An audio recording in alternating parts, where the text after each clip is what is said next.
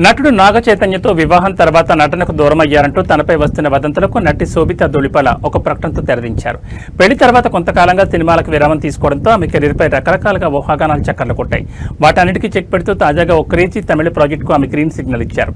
గత కొంతకాలంగా శోభిత తన కెరీర్ను పక్కన పెట్టి పూర్తిగా వైవాహిక జీవితంపైనే దృష్టి సారించారని ప్రచారం జరిగింది. నాగ చైతన్యతో కలిసి అప్పుడప్పుడు కొన్ని ఫంక్షన్లో కనిపిస్తున్న కొత్త సినిమాల ఊసు లేకపోవడంతో ఆమె ఇకపై నటించరనే వార్తలు బలపడ్డాయి.